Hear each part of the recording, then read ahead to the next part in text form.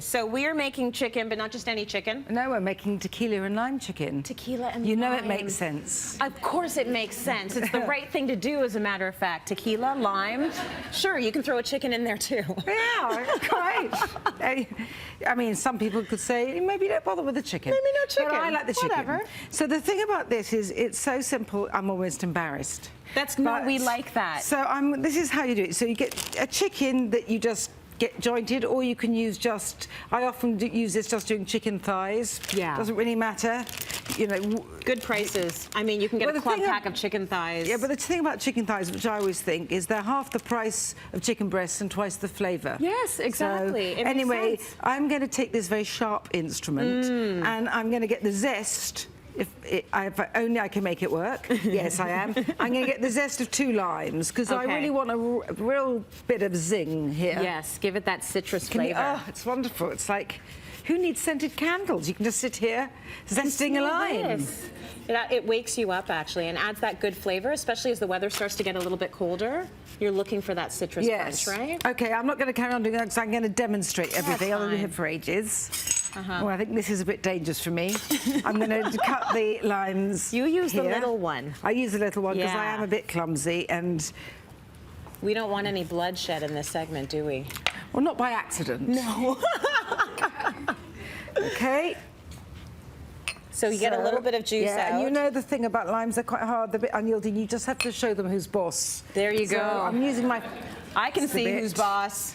So I'm just adding the lime juice. Yeah. And the thing about this is you marinate it. Now, I call it my auto marinade. So I just put meat or fish, whatever I want, into a plastic freezer bag. Yeah. Pour a marinade over, put it in the fridge for a day. Now, there are times when that doesn't suit. So you could just do it a bit ahead, but just don't, like 30 minutes, 40 minutes, but leave it on the kitchen counter, not in the fridge. Right. I mean, not in the blazing sunshine, but that's not really going to be a consideration for much longer. You know what? I think that's fine to do, as long as you've got your eye on it and it's not out there for a week. No, quite. I mean, it's not that big a deal.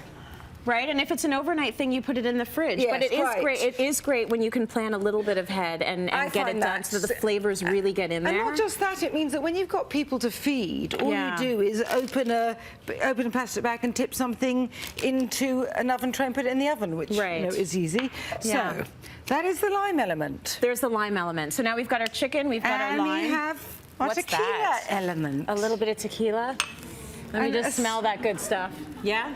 And then some olive oil, not a lot, just enough to add a little bit of moisturizer. Okay.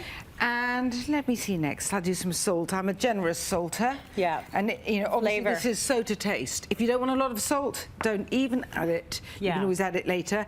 And I like to have a sort of bit of punch with some dried red chili. So and also the squelching is very therapeutic. Yes. So I do that. Yeah. And that's the extent of that's the extent of it. I said it was embarrassingly easy. No, so then when you roast it, this is how it Yeah. works. So I would strain this, the marinade, keep it, don't throw it away. Yep. Nothing's wasted. Nope. Put the chicken pieces in the oven for about half an hour. And then when they've had half an hour, you put... Well, first of all, you do half the marinade with them. Yeah. And the thing is not to use such a big pan that all the marinade just evaporates and burns straight away. Right. So it's got enough time just to flavour, but it will burn away. Okay. And then it's had its half an hour, you pour the rest of the marinade in, you put it in. And then what I do is when it's finished roasting, and it looks like this. It looks so good. Because I don't want any bit left. I get a bit of boiling water from a kettle and I put a teeny bit in the pan and I go like this. With all the sticky bits and the juice and that. And now, sorry to keep touching my hair.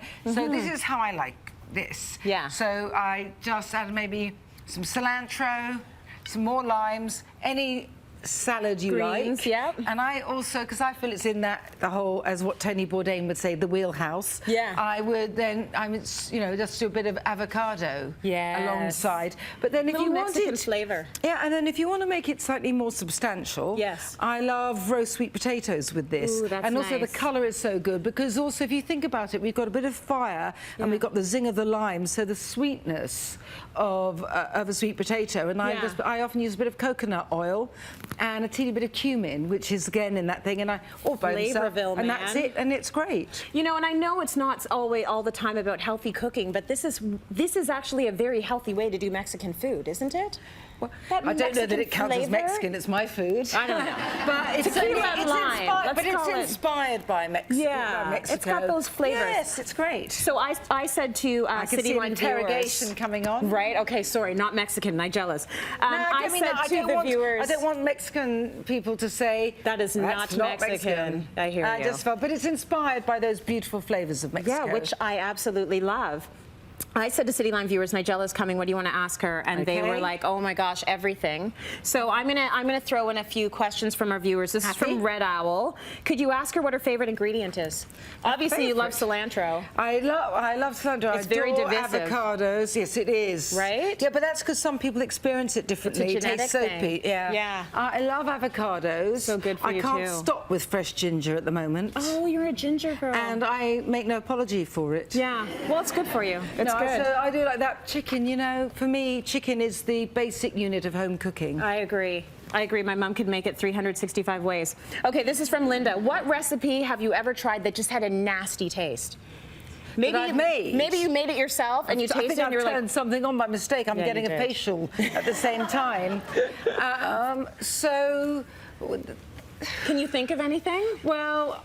It didn't work out right? Oh, so many things. But, you know, the thing is, I always say that, like, cooking is like life. It's not about what mistakes you make, it's how you rectify them. So a lot of recipes that I've made that I've tasted and I thought, this isn't right. And I think, well, how can I make it right? And then I come up with something I like more than I set out to. I think the only things, the thing you cannot rectify is over-salting.